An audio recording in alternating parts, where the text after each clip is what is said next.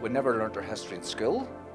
You know, you learnt about Germany or something like that, or the Russians. We never knew about your own history. And it was just through, when Rob started up the wee group with Ian and Helen, everything just progressed and we've been everywhere. It's education, and it's not being taught in schools.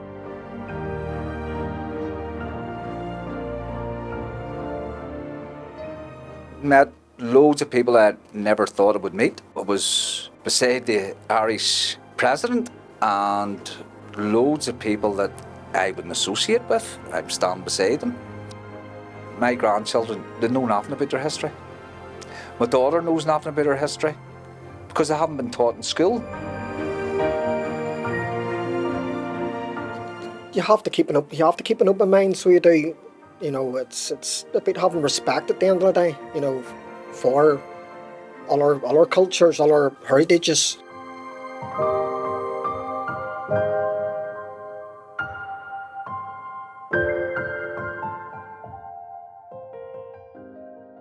The first question we have to answer is, what is Dalaradia? Dalaradia is an ancient Ulster kingdom that takes its name from a 3rd century king of Ulster. As Ian Adamson explains, the territory stretched from Lough Neagh northwards to the sea between the mouths of the Bush and Bann, and as far south as Belfast. It included such present-day towns as Coleraine, Larne and Carrickfergus. In other words, Dalaradia corresponded to most of County Antrim, except for the area around the Glens. The Dalaradians were the most important dynasty among the Cruithan. Most of the people who came together to form the Dalaradia historical group discovered that they were actually living in the territory of this ancient Ulster kingdom. Making that initial connection between the landscape of today and the landscape of ancient Dalaradia was to set them on a fascinating journey of discovery that was to give them a totally new perspective on their history. This film follows the journey taken by the Dalaradian historical group in their quest for the Dalaradian kings. That journey began when they discovered Ian Adamson's book, Dalaradia, Kingdom of the Cruithan, published in 1998, the same year as the Good Friday or Belfast Agreement was signed. The broader perspective they found there led them to explore the ancient history of Ulster, and in particular, the story of Dalaradia. In this book, Adamson encourages the people of Northern Ireland to focus on what he calls the commonality of their historical and cultural heritage, and to focus on a history that unites them rather than one that drives them apart. That story begins here on Crew Hill, and I've come up here this morning to talk to Martin Snodden. I'm delighted to be here at this magnificent site, this Crew Hill site with this inauguration stone for those kings of Ulster that inhabited this land at that particular time.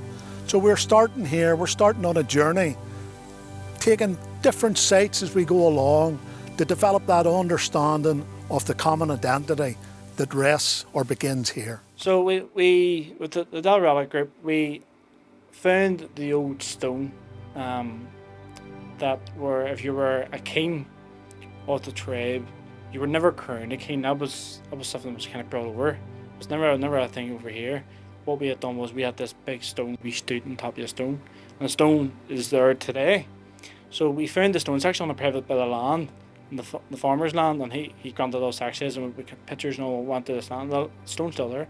That's a major part of our history. It's a major part that we should, a part of our story that we should be telling and we should be sharing. And we were trying to recapture that, because if we don't tell that story, then we're going to lose it.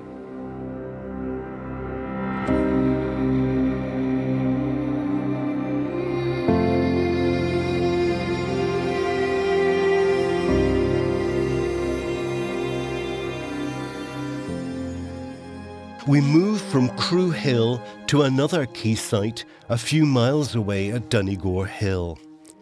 The group's interest in this site lay in the figure of Congal Clann, described as possibly the greatest of all Cruithan kings. He lived in the early part of the 7th century. The specific connection with Donegal is through Sir Samuel Ferguson, who is buried here in the graveyard of St John's Church of Ireland.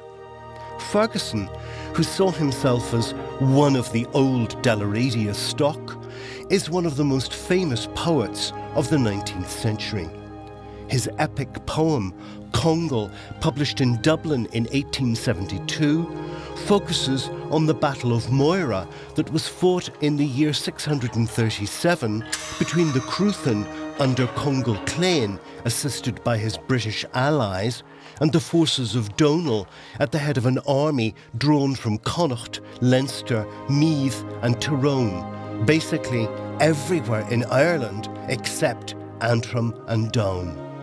The Cruithan lost, and their leader, Congal Clann, the hero of the poem, was killed. We've been down with MD Higgins for 3, 4, 5 years as a Dalaradia historical group. That was with work by Dr. Ian Adamson and Helen Bricker at Britannia Associates. And we had sort of some cross-community events and a couple of lunches at Anractus. And we got on fairly well, and there was sort of outbreaking that many people from our community hadn't been here before. So Ian, Dr. Ian Adamson, not everybody has a connection with him. Yes. How did that come about for you? Well, basically, we were looking to explore our history, our identity, to discover a heritage that we had heard about but no one had ever told us about. So we had contacted Dr. Adamson to take us up to Crew Hill, the ancient crowning site of the Ulster kings and kingdoms. And out of that then came a love for history and heritage, and we formed in the end the Dalaradia group because it was the ancient territory that we lived in and we wanted to know that local history. Was Ian Adamson some kind of an authority on all of this? Yes, well, he had written numerous books, the people of Ulster and Dalaradia and the Cruithan and books on the Psalm. So he's a well-known and well-respected published author. But I think for the group he had an awful lot of credibility in that he was a children's doctor for his whole life in West Belfast during the height of the Troubles. He then also served his community as an elected official. And we met and we found out he had an engaging personality and was a walking encyclopedia of really all of Ulster history. So was he the connection with President Higgins? Yes, absolutely. He was the connection, and we had hosted, or Ian had hosted President Higgins at Belfast City Hall for St Patrick's events, which we took part in and supported, and also events for St Columbanus that we also took part in and supported. So during these events, we had this relationship built up.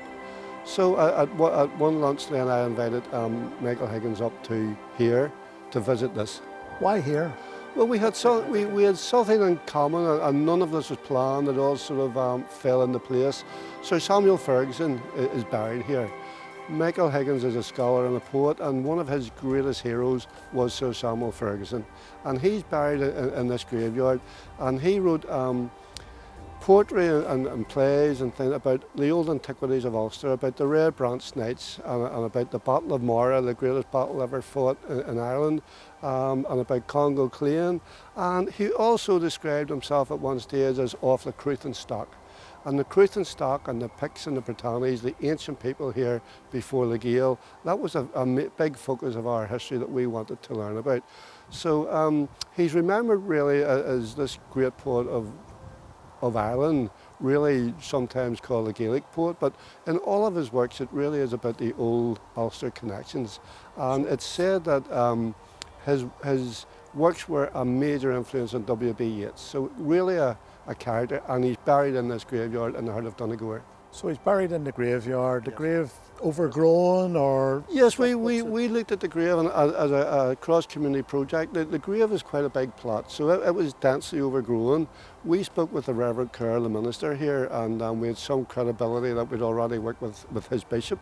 So we came up and totally restored the grave plot. We wire-brushed and cleaned all the steel, we oiled it and painted it, we treated all the sandstone woodwork and stonework.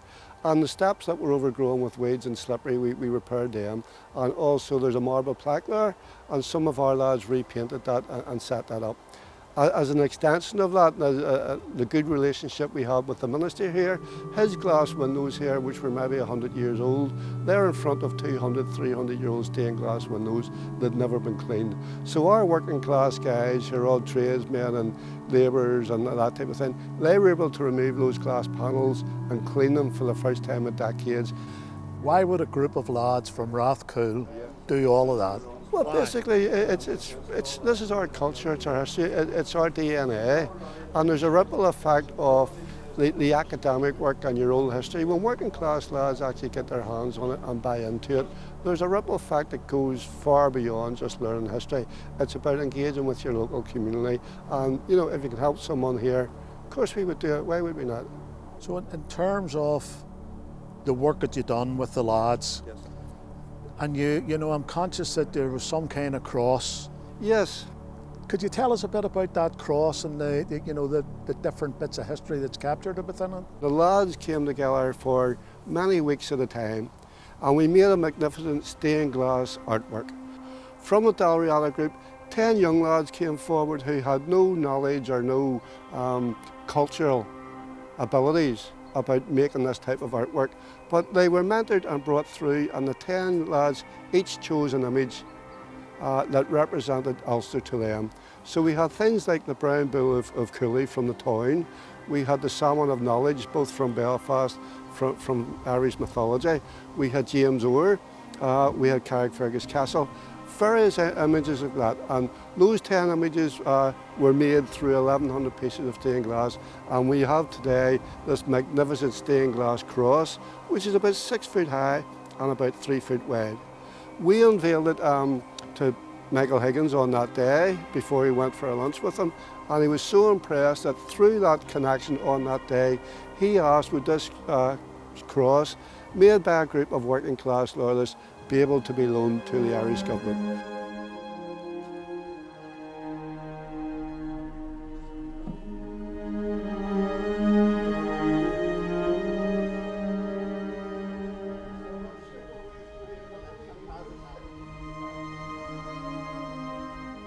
The artwork depicts the ancient cross of St Patrick. It depicts within that frame the outline of Ulster, and it's made up of 1,100 pieces of stained glass window. There's a few of us came together for the wee project and we had to design it to start off with. We all had like different parts of like the ancient side of sort of our culture. A lot of it I didn't know about, and we wanted to put some modern sides onto it as well. So we designed it off the Northern Ireland football, the crest, which is a Celtic cross obviously, and my part on it was doing Crew Hill. Symbolises a lot of features over Northern Ireland. I particularly done the Carrickfergus Castle, which has a connection, so it does with Scotland, you know, the sort of west to east. Also has a connection from north to south, you know, so it connects the islands. We have made this, and I mean it's only just been out in Dubai there at a world conference, so seen by thousands of people from around the world, you know, and then the fact it's something to be really proud of, you know. That we worked for a number of weeks putting it together, and when we first went, we were all looking at each other thinking, how the hell are we going to do this here, you know, make a stained glass window. You just assume a stained glass window in a church and how fancy they are then, you know, so we put it together, and I mean the finished article is unbelievable to see. Oh, I definitely very proud, you know. I think even the fact that the President of Ireland came up at that time to view it before it was presented, you know, and then it has travelled around different parts of the world and stuff, and still travels around and will do, you know. Just 20 years ago, Raymond would never have believed he would have been involved in a project like this. I thought you were mad, but I said there was more chance of putting a window in rather than making one.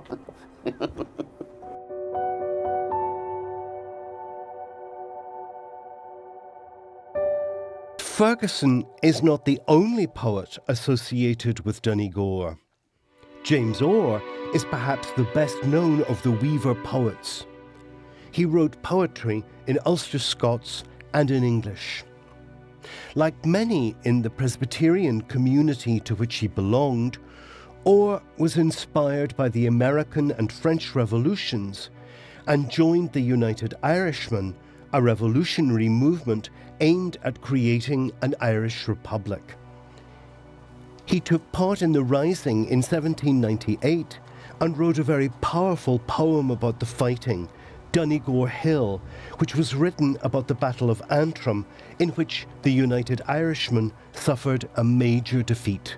You're saying about a battle. What battle? When was that? Who was involved? Orr was 1798, part of United Irishmen, became one of Ulster's weaver poets. James Orr, the bard of Ballycarry. If you look at his life story, it's very much like people from the PEL community coming through the conflict 200 years later. So Orr fought in the 1780 rebellion, and as a result of that, he then had to flee to America, which many people did in the Northern Ireland conflict. And like many people in the Northern Ireland conflict, he got an amnesty in America and returned here. So it's almost like history repeating itself. He became an ex-combatant and a peacemaker. He was allowed to reintegrate into society, which really is a conflict thing that we worked on, that ex-combatants from the conflict should be allowed to reintegrate in society. So when we talk today about those real life problems that living today in that world, this has all happened before.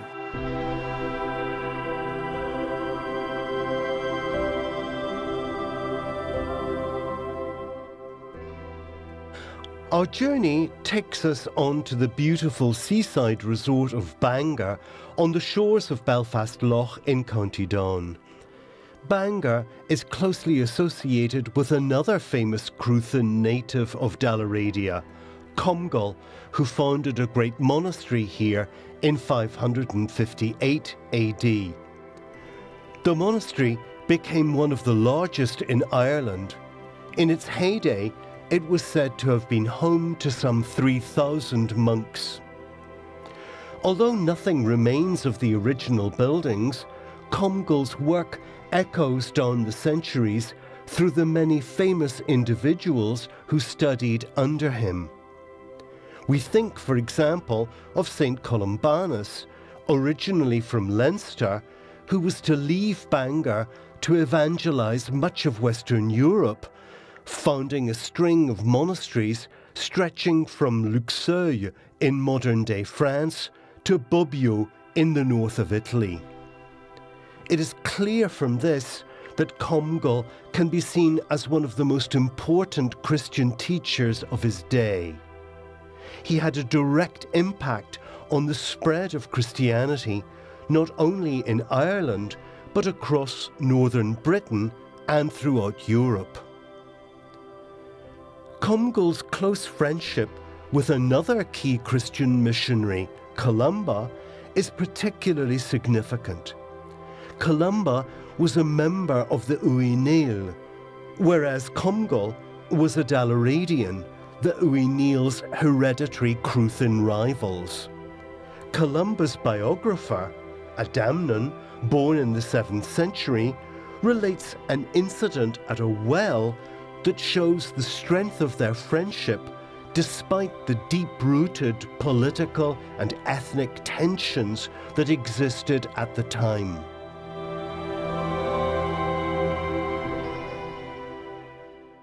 A day shall come, O Comgall, when the water in this well will no longer be fit for man's use. It shall be filled with human blood. For your relatives and mine, that is the people of the Cruithan and the race of Niall, the Uí shall be at war. An unhappy relative of mine will be killed, and his blood shall fill it up. This truthful prophecy was duly accomplished after many years.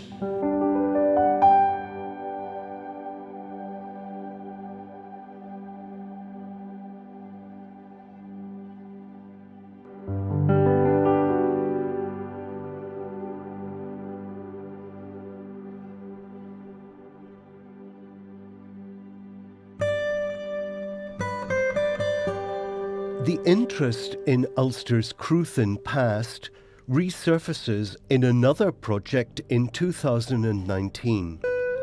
We've come up here to Rathcoole to look at this extraordinary mural painted and installed by the members of the group. But in terms of bringing that into Rathcoole, Why do you want to bring that into Rathcoole? It was something just that we'd been learning. We wanted to learn our history from going further back than the point, which everybody seems to go to. I think there's a lot to be learned from history, but in learning our history, we're discovering things that other people wouldn't share with us, really. This is obviously the kingdom of Dalaradia we're in now, and when I was younger, I'd never heard of the Dalaradia. I'd never heard of the Britannia. I'd never heard of the Cruthin, from which the word Britannia would come from. Well, here's the thing for me. We're celebrating the centenary of Northern Ireland, and we had our own government right up to 1972, and they never taught us this history. No, we're 100 years last year, Northern Ireland, but we're 10,000 years old here. It's not a 100-year history. It's a lot more. Why was it important for people to deny us the knowledge of our history? Why was it important for them to do that? If you write somebody out of history, then they don't have a past. Do they have a future? Okay. And when you have a past, now that we have an understanding of that past, what's our future? Well, we're going to work on this a lot more and share it with our people.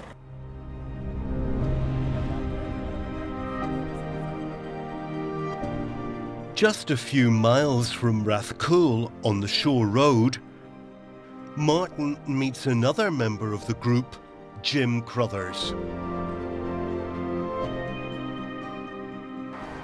Tell us, Jim, why are we here? What's the connection with here and ancient Ulster? Well, this is known as the area of the docks, which is traditionally one of the oldest scenes in any major city. There's a connection between ourselves and the kingdom of Dalaradia by the way of the Battle of Farset, which happened here in the 5th or 6th century. So with all of that history that's here, why is it important to have a mural that says Britannia on it here in the Shore Road? Well, this all come about through interactions with Ian Adamson originally, but also our group, the Dalaradia group, where we felt an association with Dalaradia and the whole kingdom of the Cruthin. And in terms of the community itself, is the community actually embracing this concept about the ancient Ulster connection with the present day? Oh yeah, it's new because I've been getting a different narrative for so long. And we have three sites here. We've got the mural, we've got the lamppost here, and we've got the other World War I commemoration. What is it about this lamppost? What's the significance of that being here in this garden? Well, the lamppost was donated from Ian Adamson's family. The lamppost is about creating that commemorative thought for Ian. He's held in very high regard through all communities. The thing about Ian is he's not just down as a unionist. Ian's accepted cross-community and worldwide for his knowledge and his history, but also his kindness and his effect on peace building. Ian was a fluent Gaelic speaker. He spoke Ulster Scots. He read things in Ulster Scots. He embraced all cultures and brought cultures together and identified a close mixture, the closeness of what we have in common. And that was his goal at the end of Britannia, the common goals of these islands. Okay. And tell us a bit more about that World War I memorial that you have. Through working in consultation with artists and architects, we designed the First World War memorial that incorporated, really importantly, the 16th, the 10th and the 36th Ulster Division of what we give to the Great War. What about for the future, Dalaradia? Well, I think we're going to grow and grow, and I think it's a concept and it's a piece of history that people are increasingly became more aware of and interested in.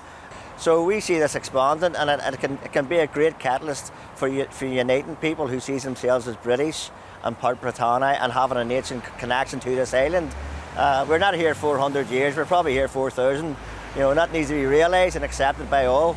And is that important to the people here in this area, in this community? Of course, it gives us a real identity. We have always thought we have an identity here. We're not just planters. We've been here for many, many, many millennia and will continue to be. So it's important that we actually use this as creating an identity that we feel comfortable with. So Jim, in relation to all of this, is there an opportunity in this to actually have that common identity come more to the fore? Yes, of course. We see it as a Britannia, which is the both islands. It's really unacceptable just to think that this island survived on its own for thousands of years. There's been a coming and going. So that common identity can help us sustain and build a better future for us all with a joint narrative, with an agreed narrative on what the historical facts are of this island and its people. Okay. And where would you like it to go next? What's the next step in relation to this for you here on the Shore Road? I think we want to grasp this and take this into the community. We want to bring this into the schools and eventually to the university level, that this is being taught and understood and created in academia as well as in community sort of led projects and training. So it's all about bringing the past into the present for the future? Of course. We believe that we had a shared past, and looking at that shared past in many formats throughout the history can definitely support a shared future.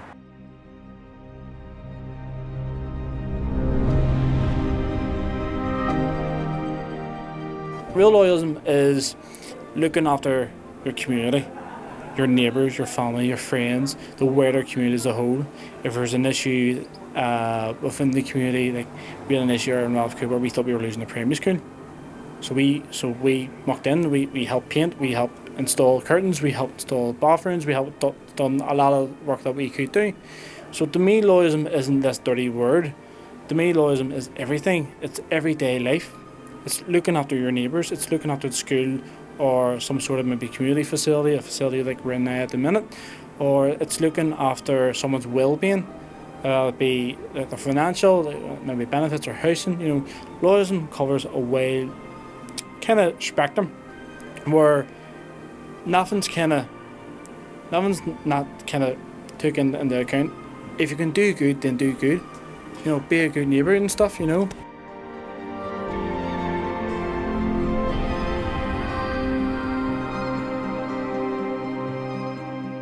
Our journey ends a bit further down the road in Newton Abbey, here in the White House, which is owned by Antrim and Newton Abbey Borough Council. The building we are looking at is a bawn, a fortified house built for the protection of the settlers at the time of the plantation of Ulster at the very beginning of the 17th century.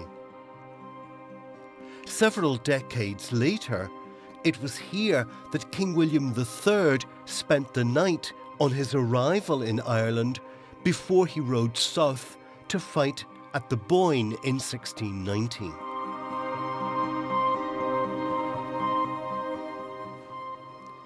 The White House now hosts a permanent exhibition on the late 17th century wars between William and James that were to determine so many aspects of the future of this province. The exhibition also contains a recent new addition, a Lambeg drum specially commissioned to celebrate the 100th anniversary of the creation of Northern Ireland in 1921, and decorated with the portraits of some of the famous people who have marked those 100 years. Thanks to their work with Adamson, the Dalaradia Historical Group, whose members now manage the building, are in a position to place these vitally important periods of our history into a much broader time frame. Acquiring that knowledge would guarantee respect. Respect not only for their own culture, but for that of others. That openness, that willingness to engage in dialogue with confidence is perhaps Ian Adamson's most lasting legacy.